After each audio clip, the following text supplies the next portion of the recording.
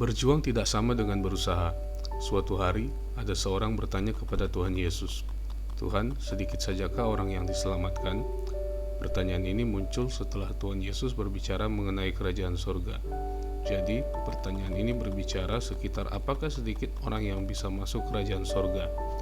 Tuhan Yesus menjawab, "Berjuanglah untuk masuk melalui pintu yang sesak itu. Sebab aku berkata kepadamu, banyak orang akan berusaha untuk masuk, tetapi tidak akan dapat." Lukas 13 ayat 23-24. Jawaban ini jelas sekali menunjukkan bahwa tidak mudah seseorang dapat masuk kerajaan Allah.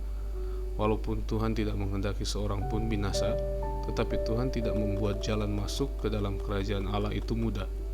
Inilah tatanan Tuhan yang tidak dapat diubah. Kata berjuang dalam teks aslinya adalah agonizomai, yang dalam pengertian sempit berarti struggle, strive, fight, labor fervently, yang artinya berjuang, bergumul, dan bekerja keras. Tetapi kata ini dalam pengertian lebih luas bisa berarti masuk dalam sebuah perlombaan atau kontes di mana terdapat saingan atau musuh yang membuat sulit atau sukar pergumulan perjuangan tersebut. Kata agonizomai menunjukkan perjuangan yang harus merenggut atau menyita semua perhatian kita dan mengalahkan semua kepentingan. Kitab Ibrani 12 ayat 1 mengemukakan mengenai adanya perlombaan. Kata perlombaan dalam teks aslinya agon. Selain memiliki pengertian sebagai the place of contest atau tempat pertandingan, juga bisa berarti sebuah peperangan atau pertempuran. Selanjutnya, kata penting yang harus dianalisa adalah kata berusaha.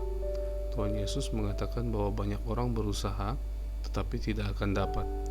Kata berusaha ini dalam teks aslinya adalah zetezozin, dari akar kata zeteo. Kata ini selain bisa berarti merindukan, juga bisa berarti to seek in order to fight, atau mencari sesuatu untuk memperoleh. Tuhan Yesus menunjukkan bahwa untuk masuk kerajaan Allah tidak cukup dengan merindukan atau mencari dengan kadar tanpa perjuangan berat.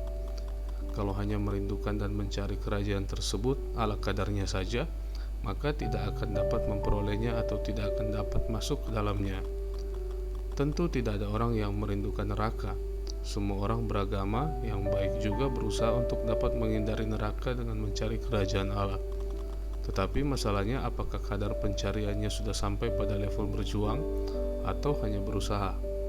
Dalam kehidupan komunitas orang Kristen, kita temukan orang-orang Kristen yang pergi ke gereja dengan rajin. Bahkan di antara mereka ada yang mengambil bagian dalam kegiatan pelayanan gereja sebagai aktivis. Ada pula yang menjadi seorang rohaniawan atau pendeta yang disahkan sinode sebagai pejabat gereja. Semua itu belum tentu sudah berkategori berjuang, sebab tidak sedikit orang yang ke gereja hanya untuk kepentingan hidup di bumi, yaitu demi pemenuhan kebutuhan jasmani. Tidak sedikit pula aktivis dan rohaniawan yang mengambil bagian dalam kegiatan gereja hanya untuk kepentingan individu atau lembaga. Mereka belum masuk perjuangan yang dimaksud oleh Tuhan Yesus. Mereka belum bisa masuk ke dalam kerajaan sorga. Pertanyaan penting terkait dengan hal ini adalah, mengapa masuk ke dalam kerajaan Allah itu sukar? Tentu jawabannya harus ada di sekitar pernyataan Tuhan tersebut. Tuhan Yesus mengatakan bahwa mereka yang tidak diperkenakan masuk kerajaan Allah adalah mereka yang melakukan kejahatan. Lukas 13 ayat 27. Kata kejahatan dalam teks aslinya adalah adikia. Kata adikia ini berarti injustice of a judge, unrighteousness of heart and life, a deed violating law and justice, act of unrighteousness, yang artinya ketidakadilan, kelaliman hati, perbuatan melanggar hukum dan keadilan, serta ketidakbenaran. Dunia sekitar kita sudah menjadi jahat seperti yang dikemukakan oleh Tuhan Yesus sebagai adikia. Semua ini ada perhitungannya nanti di pengadilan Allah, sebab yang ditabur orang itu juga yang akan dituainya.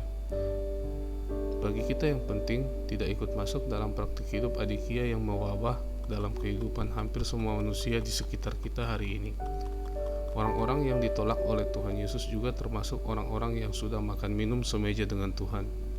Itu berarti mereka orang-orang yang kelihatannya sudah akrab dan dekat dengan Tuhan selama di dunia. Lukas 13 ayat 25-29. Hal ini menjadi peringatan bagi kita yang merasa hari ini dekat dengan Tuhan karena pergi ke gereja, menjadi aktivis, juga menjadi pendeta.